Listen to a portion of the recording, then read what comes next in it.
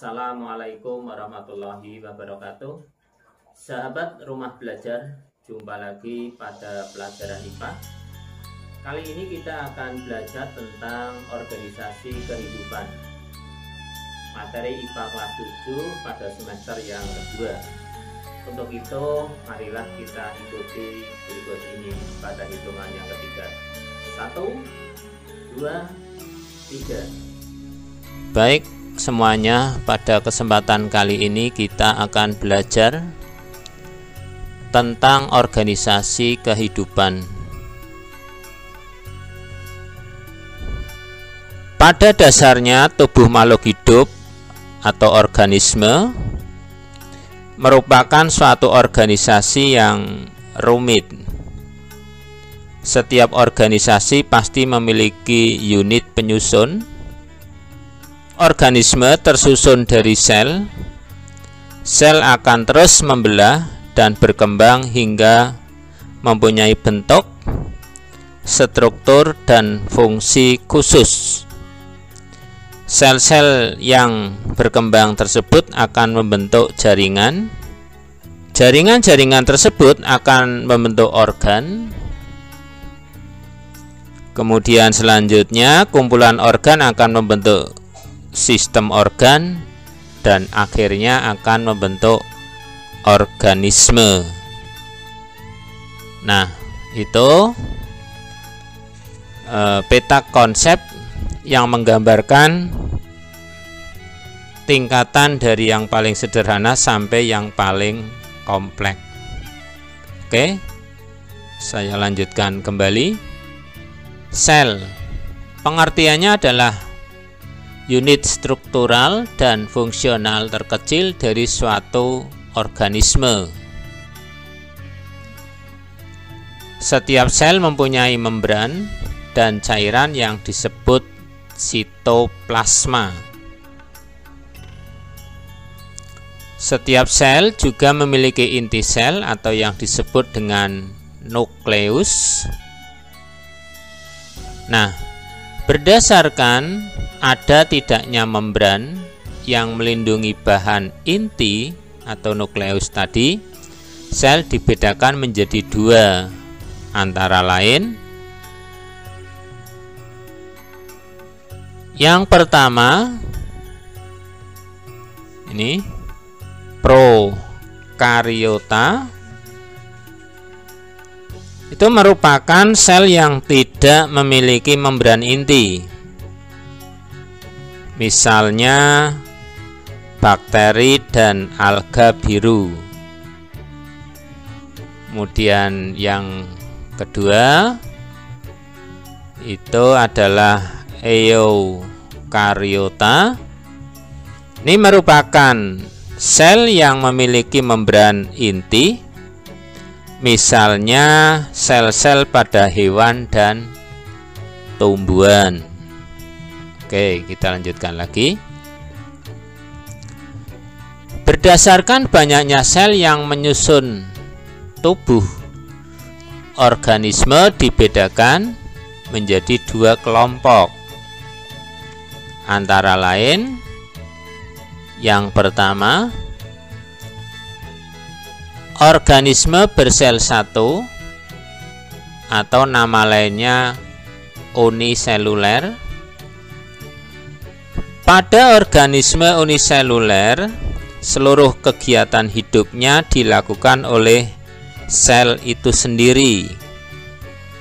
Kegiatan hidup tersebut misalnya bernapas, makan, mengeluarkan zat sisa, berkembang biak, dan bergerak. Contoh organisme uniseluler adalah bakteri dan beberapa jenis protista. Oke, kita lanjutkan sekarang yang B atau yang kedua. Organisme bersel banyak atau nama lainnya adalah multiseluler. Pada organisme multiseluler, sel-sel penyusun tubuhnya mengadakan pembagian tugas ada yang bertugas mencerna makanan, bergerak, mengeluarkan zat sisa, dan berkembang biak. Oleh karena itu, tubuh organisme multiseluler mempunyai berbagai macam organ, misalnya organ pencernaan makanan, organ pernafasan, organ reproduksi, dan organ indera. Begitu penjelasan tentang sel. Baik, kita lanjutkan kembali. Ini adalah gambar daripada sel hewan ya. Ada beberapa bagiannya di sini. Saya bacakan dari bawah. Ada mitokondria, kemudian ada badan Golgi, nukleolus ya, nukleus inti di sini, sitoplasma, nukleus, membran sel, retikulum, endoplasma, lisosom, dan vakuola. Sekali lagi, ini adalah gambar struktur sel hewan. Lalu untuk struktur sel tumbuhan itu sebagai berikut. Bisa kalian bandingkan di sini ya. Bagian-bagiannya ada mitokondria, nukleus, retikulum endoplasma, nukleolus, kloroplasma, membran sel, dinding sel, badan Golgi, dan vakuola. Nah, ada beberapa penjelasan ya terkait dengan bagian-bagian sel itu. Yang pertama adalah membran sel. Membran sel ini tersusun dari fosfor, lemak, karbohidrat, dan protein. Membran sel berfungsi sebagai pelindung dan pengatur lalu lintas zat yang keluar masuk sel. Membran sel bersifat semi permeabel. Artinya membran sel hanya dapat dilewati oleh zat tertentu. Zat yang dapat melewati membran sel misalnya air, oksigen, zat yang larut dalam lemak, dan ion tertentu. Gula dan protein tidak dapat melewati membran sel. Oke, bagian yang kedua adalah sitoplasma. Sitoplasma merupakan cairan sel.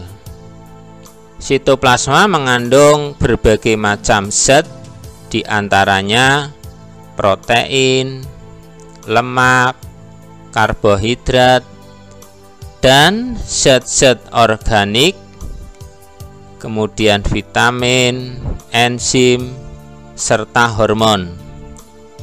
Sitoplasma berfungsi sebagai tempat berlangsungnya reaksi metabolisme sel karena organisasi sel terdapat di sitoplasma. Berikutnya adalah inti sel atau yang disebut dengan nukleus. Nukleus tersusun dari membran, cairan inti, nukleoplasma, kromosom, dan anak inti atau nukleolus. Cairan inti tersusun dari air, protein, dan mineral. Kromosom merupakan pembawa sifat menurun yang tersusun dari benang-benang kromatin. Nukleolus berperan dalam pembuatan komponen ribosom. Oke. Berikutnya adalah mitokondria. Mitokondria adalah organel bermembran yang berfungsi sebagai tempat penghasil energi. Semakin aktif suatu sel, semakin banyak jumlah mitokondrianya. Berikutnya adalah ribosom. Oke, ribosom berbentuk butiran-butiran. Ribosom yang menempel pada membran retikulum endoplasma dan ada pula yang bebas di sitoplasma. Ribosom berfungsi dalam pembuatan sintesis protein.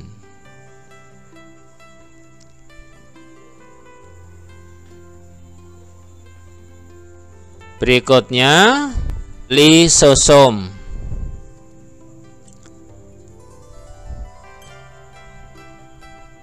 Berikutnya adalah badan Golgi.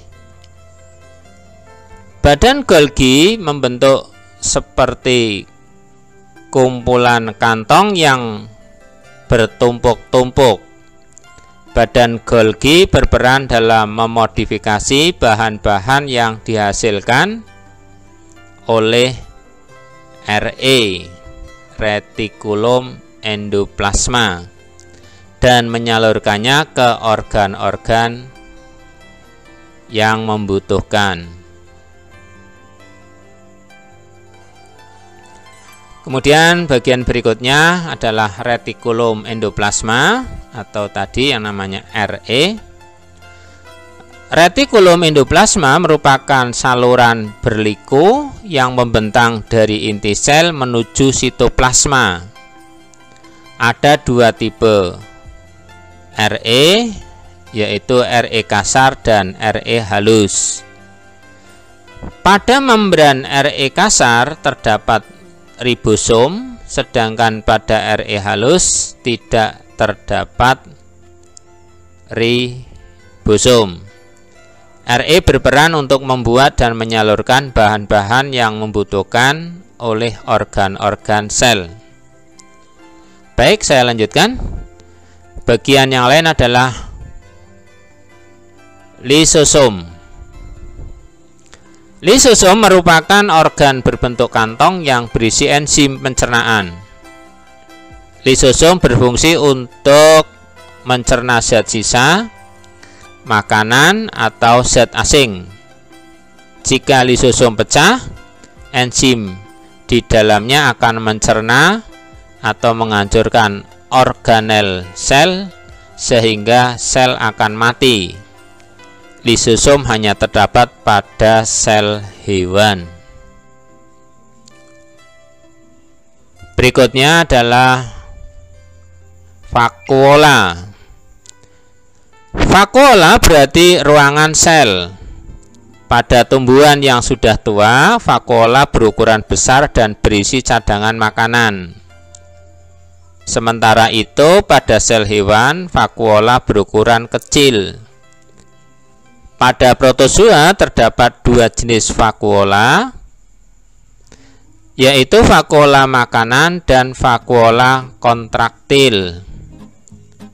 Vakuola makanan berfungsi untuk mencerna makanan. Vakuola kontraktil berfungsi untuk mengeluarkan zat sisa dan mengatur keseimbangan air dalam sel. Berikutnya adalah dinding sel. Membran sel tumbuhan dilindungi oleh dinding sel. Selain melindungi sel, dinding sel juga menjaga sel tumbuhan agar tidak berubah dan kaku. Demikian penjelasan daripada struktur sel, baik pada sel hewan maupun pada sel tumbuhan. Demikian pembelajaran pada kali ini, semoga bermanfaat untuk kita semua. Selamat belajar, belajar di mana saja, belajar kapan saja, belajar dengan siapa saja. Terima kasih, alhamdulillah. Assalamualaikum warahmatullahi wabarakatuh.